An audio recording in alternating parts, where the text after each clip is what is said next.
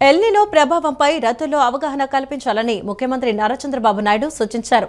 El Niño ప్రభావం వల్ల ఉత్పన్నమయ్యే పరిణామాలను రైతులకు వివరించడంతో పాటు ప్రత్యామ్నాయ పంటలు వేసుకునేలా రైతులను ప్రోత్సహించాలని సూచించారు. దీని నిమిత్తం క్యాంపెయిన్ మోడ్లో అవగాహన కార్యక్రమాలు చేపట్టాలన్నారు. అలాగే ఏ ప్రాంతాల్లో ఏ పంట సాగు చేయాలనే దానిపై రైతులకు వివరించాలని ముఖ్యమంత్రి చెప్పారు. పంటల బీమా యాక్షన్ ప్లాన్ను అమలు చేయాలని సూచించారు. రాష్ట్ర సచివాలయంలో ఆర్టీజీఎస్ కేంద్రం నుంచి వివిధ శాఖల పనితీరుపై సీఎం చంద్రబాబు చర్చించారు. ఈ ఏడాది అంతటా ఎల్నినో ప్రభావం చాలా ఎక్కువగా ఉంటుందని అంచనాలు వస్తున్న నేపథ్యంలో ఇప్పటికే తీసుకున్న చర్యలతో పాటు రైతుల్లో మరింత అవగాహన కల్పించాలని సీఎం ఆదేశించారు. ఎల్నినో ప్రభావం వల్ల ఉత్పన్నమయ్యే పరిణామాలను రైతులకు వివరించడంతో పాటు ప్రత్యామ్నాయ పంటలు వేసుకునేలా రైతులను ప్రోత్సహించాలని సూచించారు. దీని నిమిత్తం క్యాంపెయిన్ మోడ్లో అవగాహన కార్యక్రమాలు చేపట్టాలన్నారు. అలాగే ఏ ప్రాంతాల్లో ఏ పంట సాగు చేయాలనే దానిపై రైతులకు వివరించాలని ముఖ్యమంత్రి చెప్పారు. పంటల బీమా యాక్షన్ ప్లాన్ను అమలు చేయాలని సూచించారు. రాష్ట్రంలోని మారుమూల ప్రాంతాల్లో ప్రభుత్వ సేవల విషయంలో కొంత గ్యాప్ ఉందని సీఎం చంద్రబాబు చెప్పారు. ఆలూరు నియోజకవర్గ పర్యటనలో ఉద్యోగుల పనితీరును చదివి వినిపించినప్పుడు క్షేత్రస్థాయిలో ప్రజల నుంచి వచ్చిన ప్రతిస్పందనను అధికారుల వద్ద సీఎం చంద్రబాబు ప్రస్తావించారు. రంపచోడవరంలో విద్యార్థి శివాని ఆత్మహత్య చేసుకున్న ఘటనను సీఎం చంద్రబాబు అధికారుల వద్ద ప్రస్తావించారు. చదువులో టాపర్ అయిన శివాని చనిపోవడం చాలా ఆవేదన కలిగించిందని అన్నారు. విద్యార్థుల మానసిక ఆరోగ్యాన్ని పరిశీలించేందుకు సైకోమెట్రిక్ టెస్టులను చేయించాలని విద్యాశాఖ ఆదేశించిందని, ఆ దిశగా చర్యలు తీసుకుంటున్నామని అధికారులు సీఎంకి వివరించారు. మానసిక పరిస్థితిని అంచనా వేసేందుకు నిపుణుల సేవలు తీసుకోవడంతో పాటు టీచర్లకు కూడా అవసరమైన మేరకు శిక్షణ ఇవ్వాలని ముఖ్యమంత్రి ఆదేశించారు. ఈ సమావేశంలో మంత్రి కొలుసు పార్థసారథి, సిఎస్ సాయి ప్రసాద్, డీజీపీ హరీష్ కుమార్ గుప్తా సహా వివిధ శాఖల ఉన్నతాధికారులు పాల్గొన్నారు. పోలవరం జిల్లా ఈళ్లపల్లికి చెందిన 10వ తరగతి విద్యార్థిని ముర్రం శివాని తనువు చాలించడం నన్ను తీవ్ర విషాదంలోకి నెట్టేసిందని సీఎం చంద్రబాబు అన్నారు. రంపచోడవరంలో మెగా పేరెంట్ టీచర్ మీటింగ్లో వేదికపై ఎంతో ఉత్సాహంగా మాట్లాడిన శివాని బలవన్మరణం ఆవేదన కలిగించిందన్నారు. ఆ రోజు తన చదువు, ఉన్నత లక్ష్యాల గురించి శివాని తనతో చెప్పిన మాటలు గుర్తుకొస్తున్నాయన్నారు. ఎంతో భవిష్యత్తున్న గిరిజన బిడ్డ ఇలా తనువు చాలించడం బాధాకరమన్నారు. పోలవరం జిల్లా ఈర్లపల్లికి చెందిన 10వ తరగతి విద్యార్థిని శివాని మృతి తీవ్ర విచారం కలిగించిందని ముఖ్యమంత్రి చంద్రబాబు అన్నారు. కారణాలు ఏమైనా తన కలలు నిజం కాకుండానే ఆ విద్యార్థిని దూరమవటం తనను కలిచివేస్తోందని చెప్పారు. శివాని మృతిపై పూర్తి దర్యాప్తు జరపాలని అధికారులను ఆదేశించానని, సమస్యలు కష్టాలు వచ్చిన విద్యార్థులు, యువత ధైర్యంగా నిలబడాలన్నారు. ఎవరూ ఒత్తిడికి, నిరాశ, నిస్పృహలకు లోను కావద్దని కోరుతున్నానన్నారు. ఎంతటి సమస్యకైనా పరిష్కారం ఉంటుందన్నారు. మీ బాధను, ఆవేదనను మీ కుటుంబ సభ్యులతో, స్నేహితులతో, ఆత్మీయులతో పంచుకోవాలన్నారు. ఒత్తిడిని అధిగమించి మీ కలలను నిజం చేసుకునేలా ముందుకు సాగాలని, ప్రభుత్వం అన్ని విధాలా మీకు అండగా ఉంటుందని తెలిపారు. కూటమి ప్రభుత్వం సామాన్యుడికి అండగా నిలుస్తుందని చాటి చెప్పేలా రాష్ట్ర పౌర సరఫరాల శాఖ తీసుకున్న నిర్ణయం స్వాగతించదగినదని డిప్యూటీ సీఎం పవన్ కళ్యాణ్ అన్నారు. బహిరంగ మార్కెట్లో పెరుగుతున్న బియ్యం ధరల నుంచి సామాన్యుడికి సాంత్వన చేకూర్చేలా రాష్ట్ర పౌర సరఫరాల శాఖ ఆధ్వర్యంలో తక్కువ ధరకే బియ్యం అమ్మకాలు చేపట్టాలని నిర్ణయం తీసుకోవడం హర్షణీయమన్నారు. బహిరంగ మార్కెట్లో పెరుగుతున్న బియ్యం ధరల నుంచి సామాన్యుడికి సాంత్వన చేకూర్చేలా రాష్ట్ర పౌర సరఫరాల శాఖ ఆధ్వర్యంలో తక్కువ ధరకే బియ్యం అమ్మకాలు చేపట్టాలని నిర్ణయం తీసుకోవడం హర్షణీయమని డిప్యూటీ సీఎం పవన్ కళ్యాణ్ అన్నారు. బీపీటీ సూపర్ ఫైన్ బియ్యం కేజీ 52 రూపాయలకు, గ్రేడ్ 1 పచ్చి బియ్యం రా రైస్ 50 రూపాయలకు, రాష్ట్రంలోని 130 రైతు బజార్లు, 500 రైస్ మిల్లర్ల ప్రత్యేక కౌంటర్లో ఆగస్టు 1వ తేదీ నుంచి ప్రజలకు అందుబాటులో ఉంచేలా మంత్రి నాదెండ్ల మనోహర్ ఏర్పాట్లు చేశారన్నారు. సామాన్యుడిపై ధరల భారం పడకుండా కూటమి ప్రభుత్వం తరపున ఆయన ప్రత్యేకంగా చొరవ తీసుకోవటం స్వాగతించదగిందని చెప్పారు. బహిరంగ మార్కెట్ ధరలను సమీక్ష చేసి మిల్లర్లతో అత్యవసరంగా సమావేశం నిర్వహించి ప్రజలకు అందుబాటులో ఉండేలా మేలైన ధరలను నిర్ణయించారని తెలిపారు. కూటమి ప్రభుత్వం తీసుకున్న ఈ పాలనాపరమైన నిర్ణయం సామాన్య ప్రజల ఆర్థిక భారాన్ని తగ్గిస్తుందని విశ్వాసం వ్యక్తం చేశారు. ప్రజా ఫిర్యాదుల పరిష్కార వేదికలో అందిన ప్రతి వినతిని క్షేత్రస్థాయిలో సమగ్రంగా పరిశీలించి సమస్యలు పునరావృతం కాకుండా శాశ్వత పరిష్కారం అందించేలా అధికారులు చర్యలు చేపట్టాలని విజయవాడ నగరపాలక సంస్థ అదనపు కమిషనర్ ఏ రవీంద్రరావు ఆదేశించారు. ఫిర్యాదు పరిష్కార ప్రక్రియపై ప్రజలకు స్పష్టమైన సమాచారం అందించడంతో పాటు తీసుకున్న చర్యలను పారదర్శకంగా వివరించాలని అన్నారు. ప్రజా ఫిర్యాదుల పరిష్కార వేదికలో అందిన ప్రతి వినతిని క్షేత్రస్థాయిలో సమగ్రంగా పరిశీలించి సమస్యలు పునరావృతం కాకుండా శాశ్వత పరిష్కారం అందించేలా అధికారులు చర్యలు చేపట్టాలని విజయవాడ నగరపాలక సంస్థ అదనపు కమిషనర్ ఏ రవీంద్రరావు ఆదేశించారు. ఈ ఉదయం విజయవాడ నగరపాలక సంస్థ ప్రధాన కార్యాలయంలోని కమాండ్ కంట్రోల్ రూమ్లో నిర్వహించిన ప్రజా ఫిర్యాదుల పరిష్కార వేదికలో ప్రజల నుంచి నేరుగా వినతులను స్వీకరించి సంబంధిత శాఖల అధికారులకు తక్షణ ఆదేశాలు జారీ చేశారు. ఈ సందర్భంగా అదనపు కమిషనర్ మాట్లాడుతూ ప్రజల సమస్యల పరిష్కారంలో అధికారులు బాధ్యతాయుతంగా వ్యవహరించాలని, ప్రతి ఫిర్యాదును క్షేత్రస్థాయిలో పరిశీలించి మూల కారణాలను గుర్తించి శాశ్వత పరిష్కారం చూపాలని సూచించారు. ఫిర్యాదు పరిష్కార ప్రక్రియపై ప్రజలకు స్పష్టమైన సమాచారం అందించడంతో పాటు తీసుకున్న చర్యలను పారదర్శకంగా వివరించాలన్నారు. సమస్యలు మళ్లీ తలెత్తకుండా శాఖల మధ్య సమన్వయంతో చర్యలు చేపట్టాలని అధికారులను ఆదేశించారు. ఈ వారపు ప్రజా ఫిర్యాదుల పరిష్కార వేదికలో మొత్తం 17 వినతులందాయి.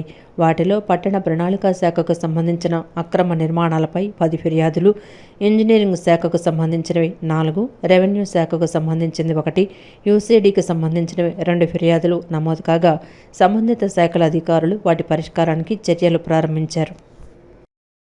హిందూ ధర్మ పరిరక్షణ ట్రస్ట్, ధర్మో రక్షతి రక్షత ట్రస్ట్, శ్రీ రాధాకృష్ణ కళాక్షేత్ర ట్రస్ట్ సంయుక్త ఆధ్వర్యంలో విజయవాడలోని తుమ్మలపల్లి కళాక్షేత్రంలో ఆగస్టు 6 నుండి 9వ తేదీ వరకు సనాతన నృత్య కళా వైభవం పేరిట కళా ఉత్సవం నిర్వహించనున్నట్లు దుర్గగుడి పాలక మండలి చైర్మన్ బొర్ర రాధాకృష్ణ పేర్కొన్నారు.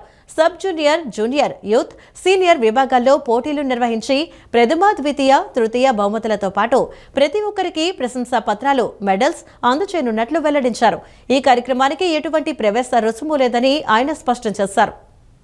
హిందూ ధర్మ పరిరక్షణ ట్రస్ట్, ధర్మో రక్షిత రక్షిత ట్రస్ట్, శ్రీ రాధాకృష్ణ కళాక్షేత్ర ట్రస్ట్ సంయుక్త ఆధ్వర్యంలో విజయవాడలోని తుమ్మలపల్లి కళాక్షేత్రంలో ఆగస్టు 6 నుండి 9వ తేదీ వరకు సనాతన నృత్య కళా వైభవం పేరుతో కళా ఉత్సవం నిర్వహించనున్నారు.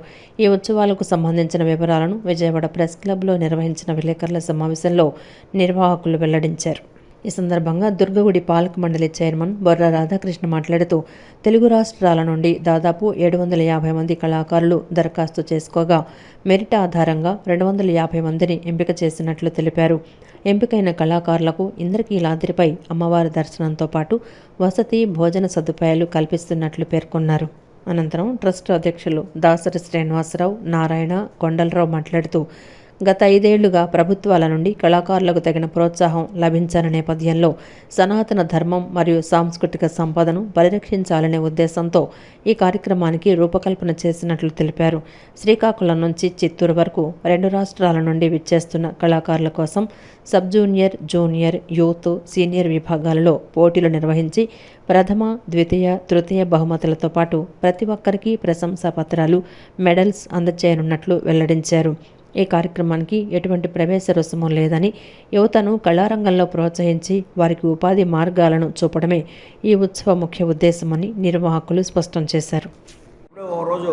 ఒకప్పుడు ఎన్నో వందల వేల క్రితం కూచిపూడి నృత్యం చెప్పి రకరకాలు ఉన్నాయి. వేరే రాష్ట్రాల్లో ఇంకా రకరకాలు ఉంటాయి. మనకి కేరళ వచ్చేపాటికి ఒక రకమైన డ్యాన్సులు ఉంటాయి. మరి వేరే రాష్ట్రాలు అట్లాగే మన దాంట్లో మనం ఉన్నాయి. తెలుగు రాష్ట్రాల్లో ఉన్నాయన్నీ కూడా మనం వాటిని రక్షించుకోవాలి. వాటికి ఇవన్నీ తగ్గనీయకుండా మన హిందూ ధర్మం కోసం మనం ఇవన్నీ కూడా చూంచాలి. మనందరూ కూడా మరి వచ్చే తరానికి ఇవన్నీ మనం అందించాలి, ఇవన్నీ తగ్గకుండా. అందుకని ఈ సెలక్షన్ చేసుకోవడం కానీ, వాళ్ళకి షీల్డ్లు కానీ, ప్రైజులు కానీ మనం ఇవ్వడం జరుగుతుంది.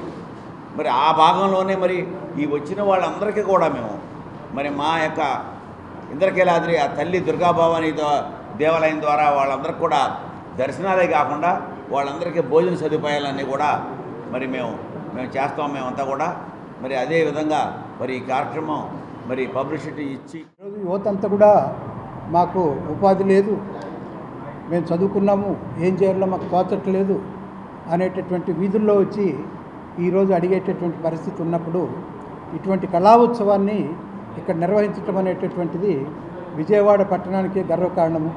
తుమ్మలపల్లి కళాక్షేత్రంలో ఈ ప్రోగ్రాంను పెట్టడం అనేటటువంటిది ఒక నిర్ణయం తీసుకోవడం జరిగింది.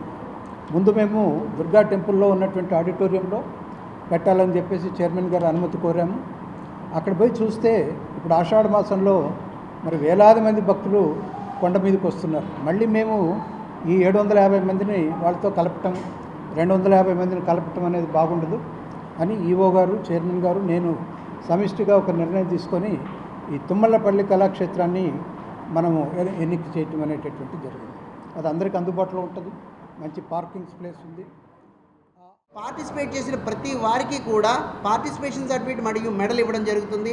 ఇంతేకాకుండా వీళ్ళకి వసతి సదుపాయము దూరాల నుంచి పార్వతీపురం దూరాల నుంచి వస్తారు కాబట్టి వీళ్ళకి వసతి ఏర్పాటు చేయడం జరిగింది మన చైర్మన్ గారి ఆధ్వర్యంలో.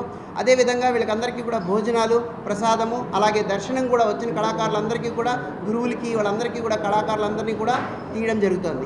సనాతన ధర్మం సాంస్కృతిక సంపద అన్న నినాదంతో జరిగే ఈ బృహత్తర కార్యక్రమానికి మీడియా ద్వారా మీ అందరూ కూడా సపోర్ట్ చేసి మరింత ఈ బృహత్తర కార్యక్రమం మరింత ముందు.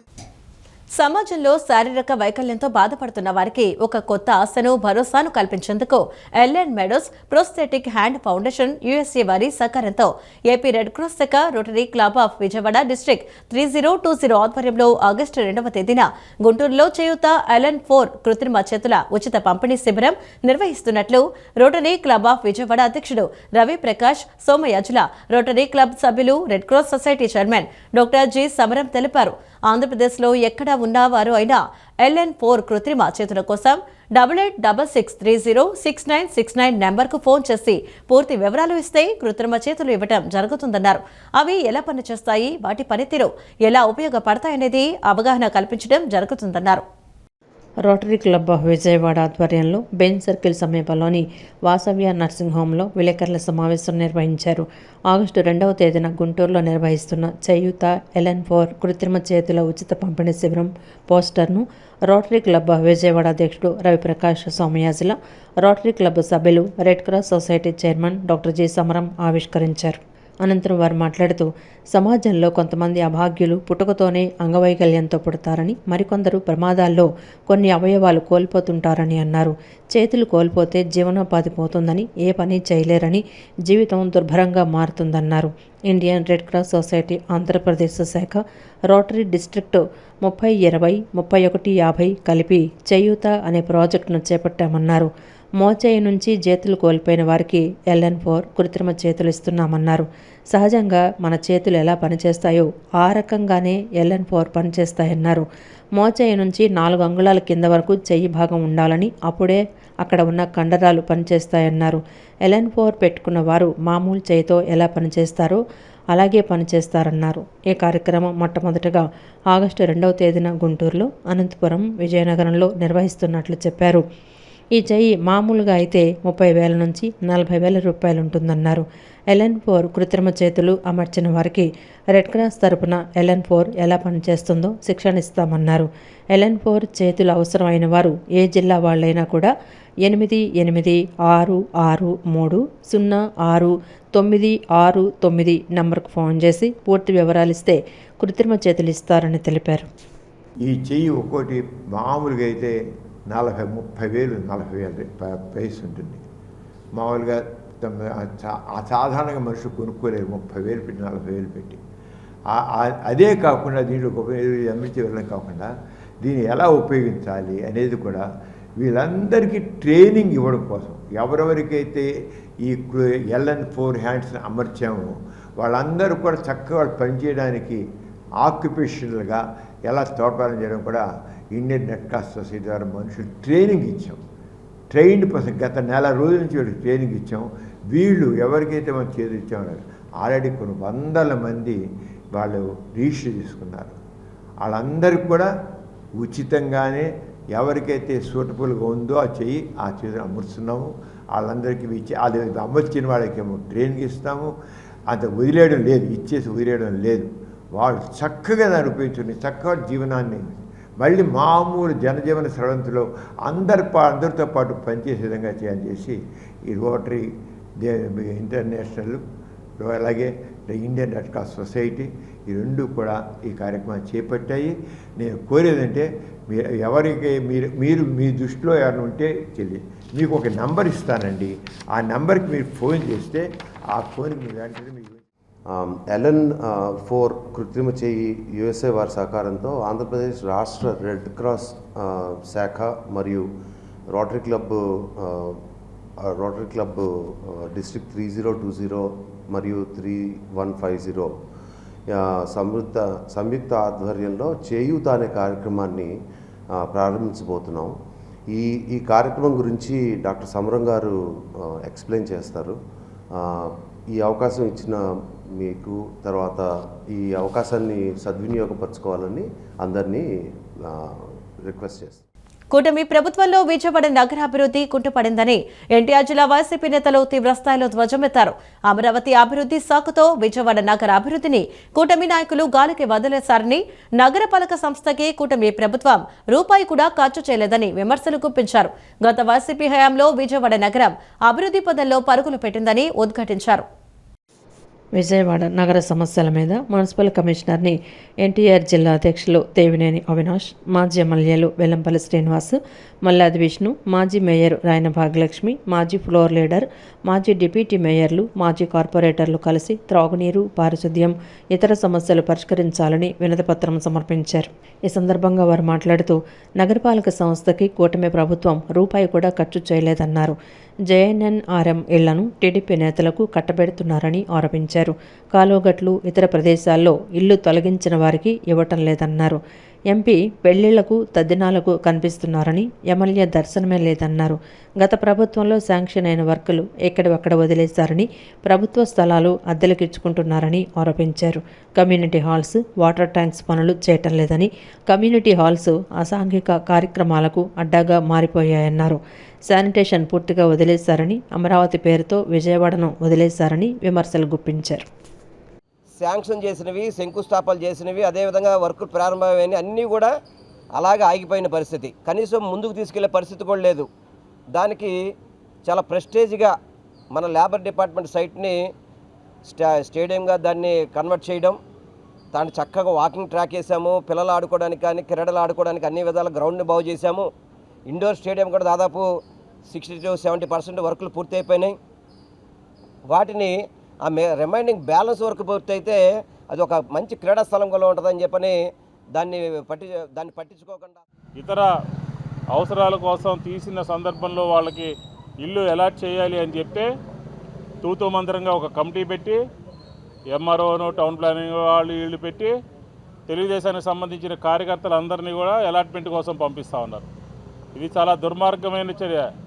పేద ప్రజలకు అందాల్సినటువంటి, ఆర్థికంగా ఇబ్బందుల్లో ఉన్నటువంటి, అద్దె కట్టుకోలేనటువంటి వాళ్ళకి ఇల్లు ఇవ్వాలి అని అంటే దాన్ని తెలుగుదేశం నాయకులు స్వాహా చేసేస్తూ ఉన్నారు.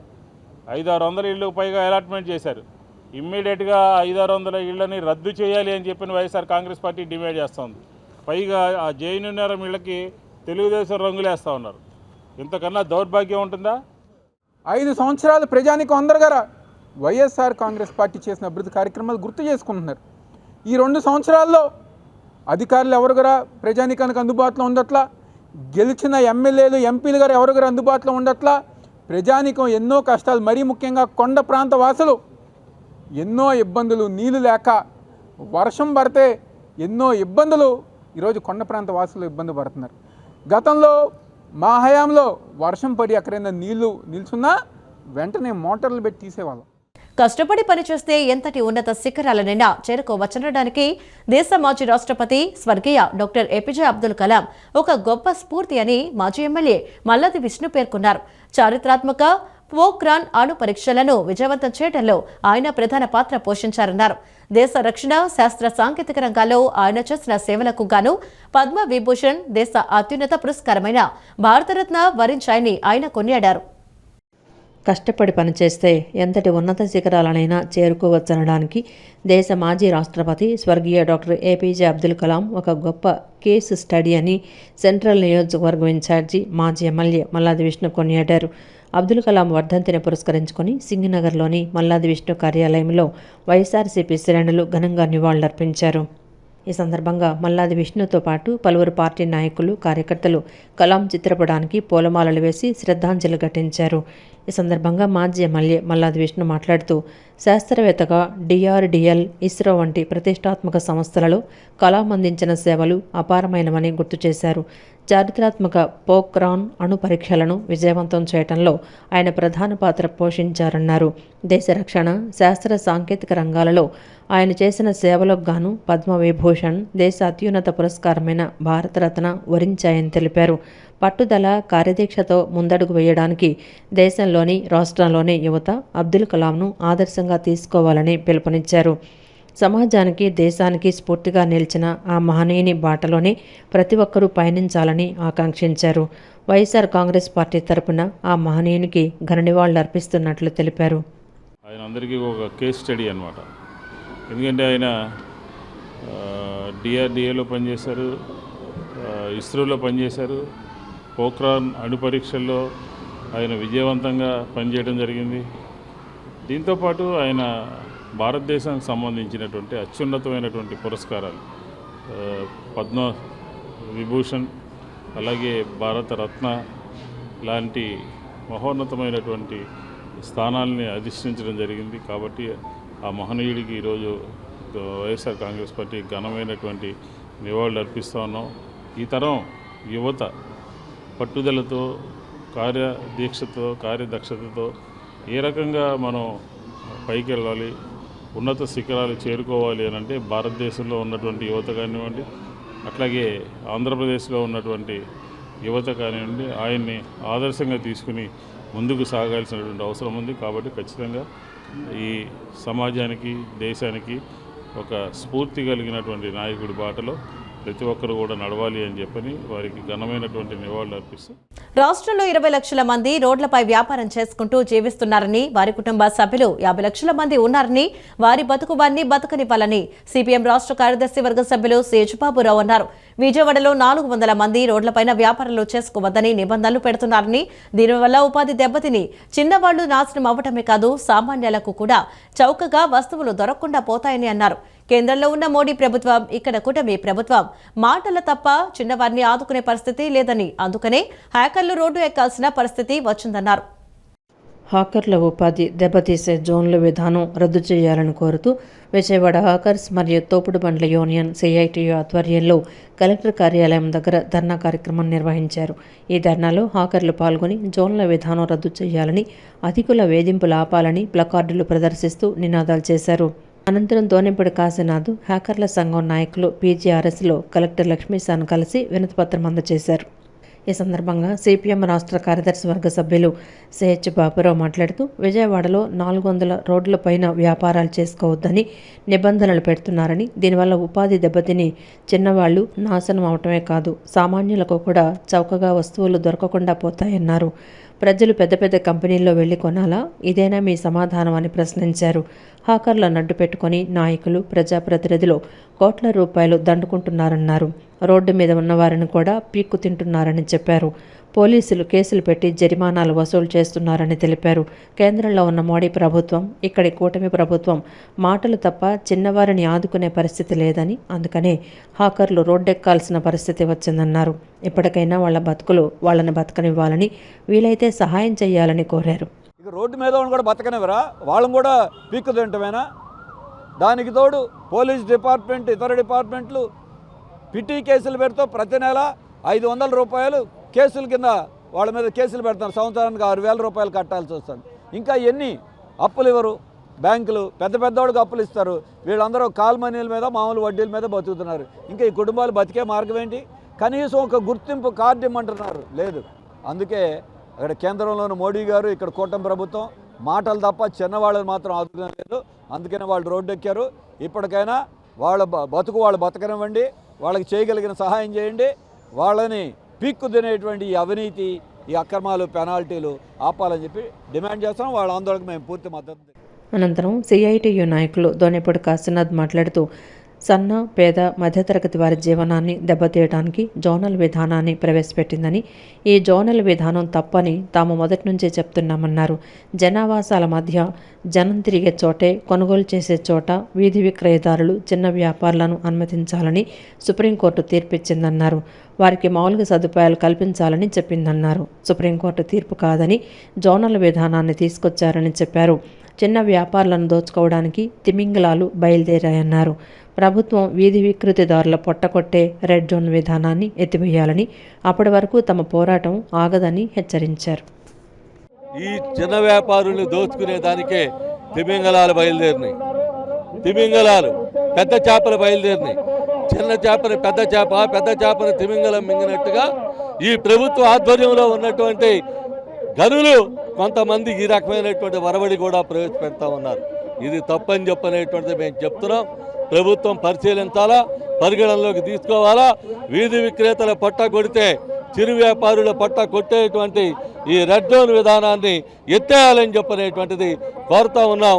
అది ఎత్తేసేదాకా మా పోరాటం ఆగదని చెప్పి కూటమి ప్రభుత్వం అమలు చేస్తున్న సంక్షేమ అభివృద్ధి కార్యక్రమాలను ప్రతి ఇంటికి చేరవేస్తున్నామని టీడీపీ యువనేత గద్దె క్రాంతి అన్నారు. తూర్పు నియోజకవర్గ ప్రజల సంక్షేమం, సమగ్ర అభివృద్ధి లక్ష్యంగా ప్రజలతో మరింత దగ్గర అవుతున్నామని అన్నారు. ప్రజల విశ్వాసమే తెలుగుదేశం పార్టీకి నిజమైన బలమని చెప్పారు.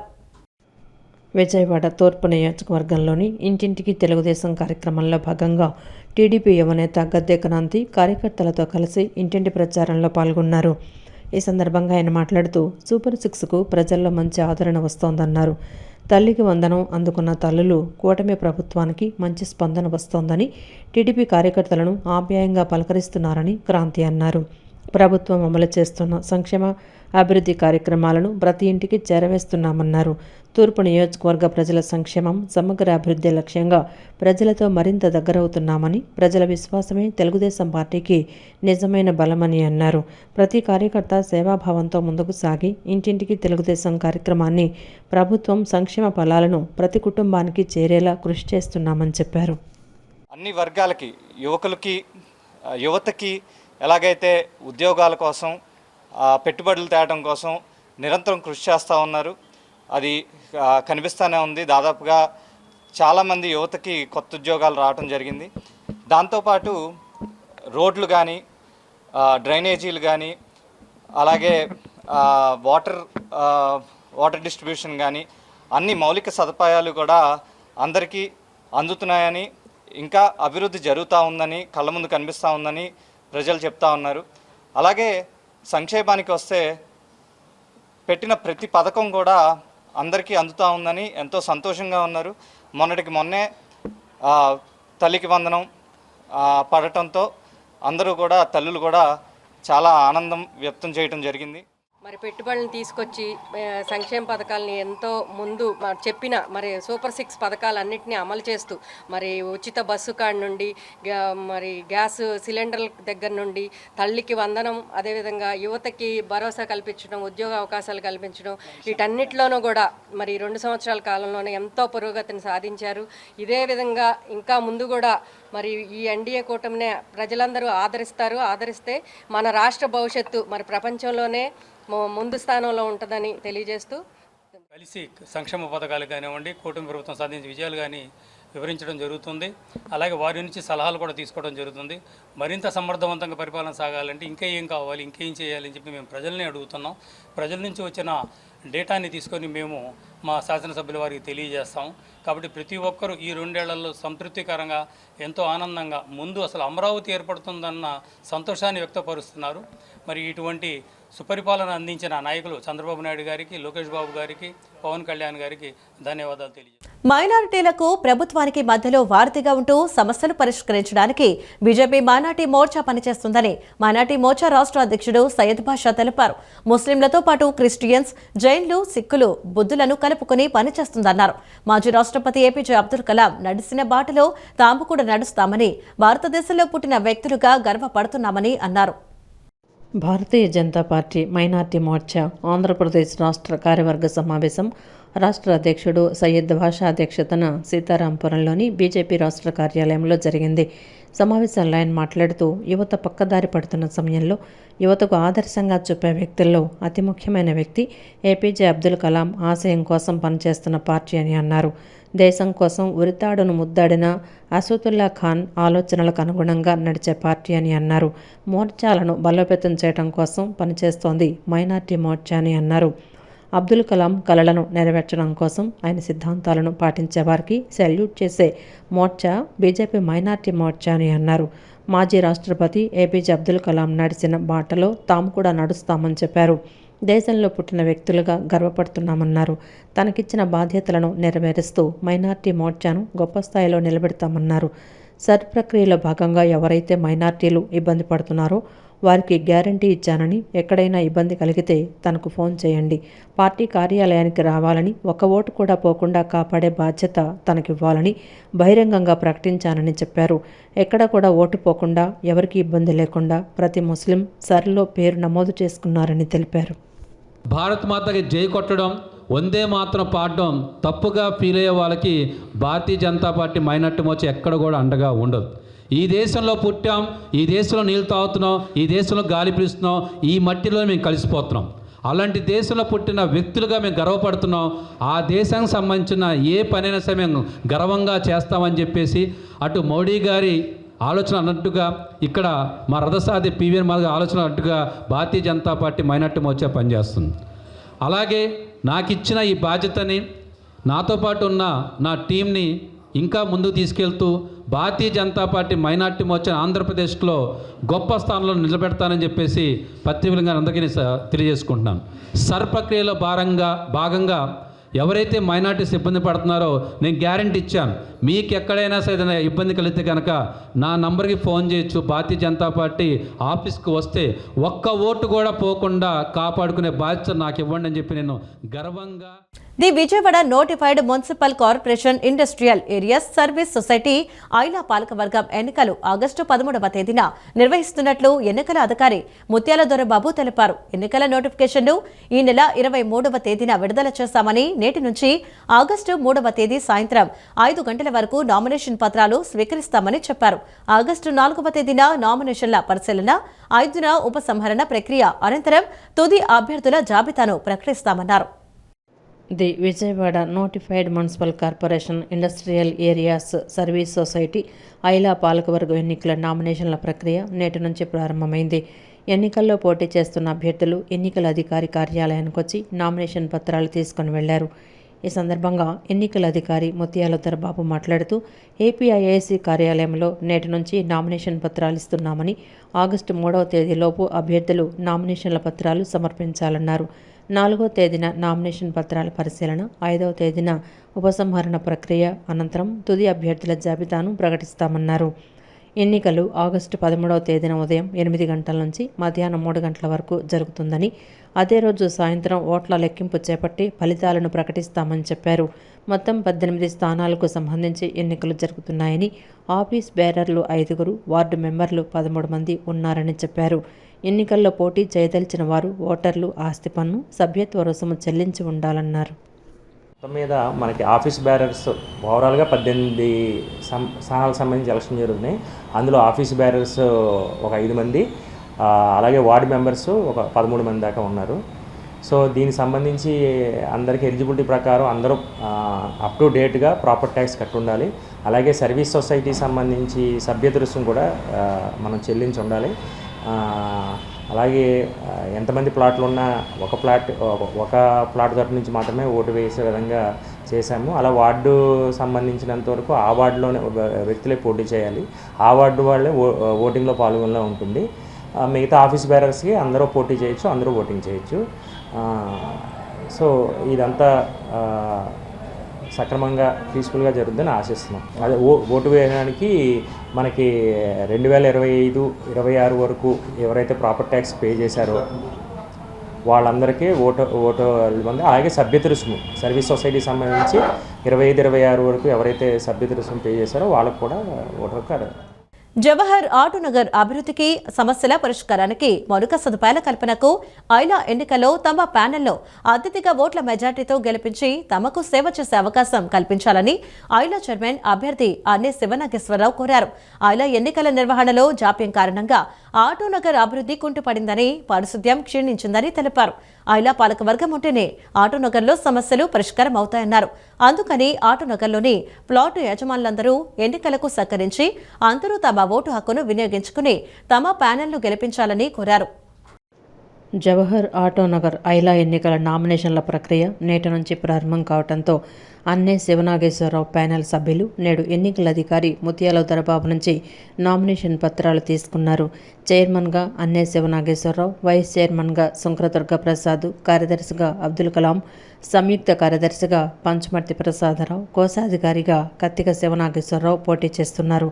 వీరితో పాటు వార్డు మెంబర్ గంధం వెంకటేశ్వరరావు నేడు నామినేషన్ పత్రాలు పొందారు. ఈ సందర్భంగా వారు మాట్లాడుతూ గత కొన్నేళ్లుగా ఐలా పాలకవర్గం లేక, సరిగా పాలన లేక ఆటోనగర్లో ఎటువంటి అభివృద్ధి జరగలేదన్నారు.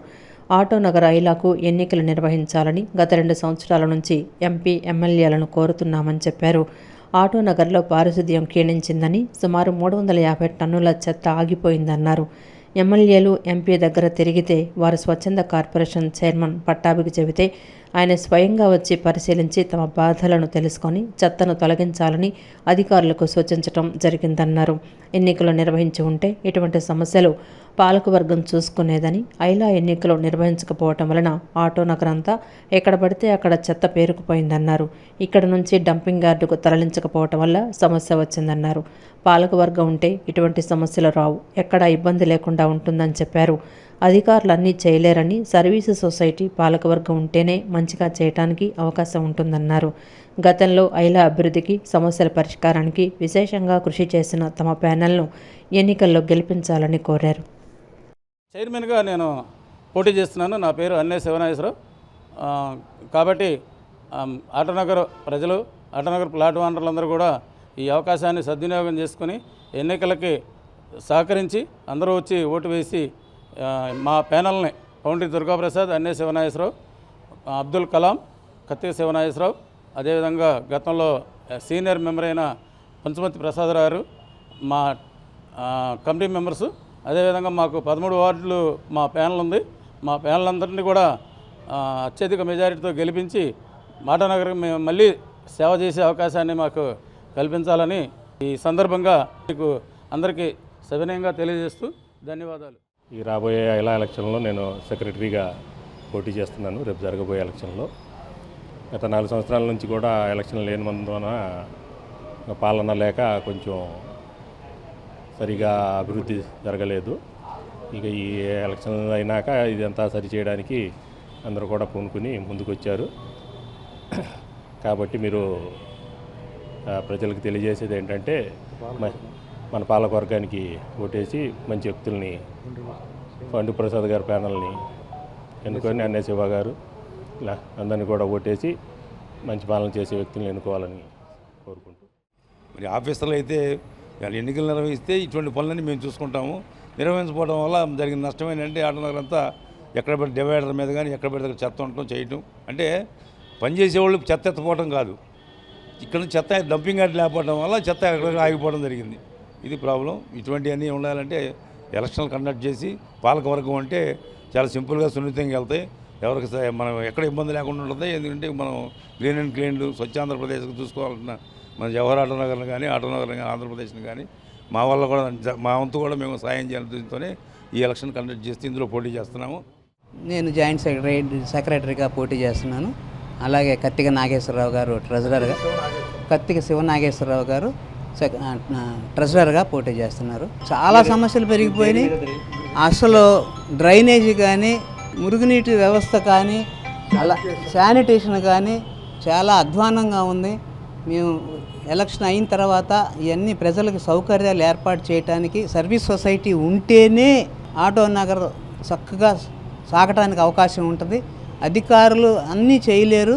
సర్వీస్ సొసైటీ ఉంటేనే మంచిగా చేయడానికి అవకాశం ఉంటుంది.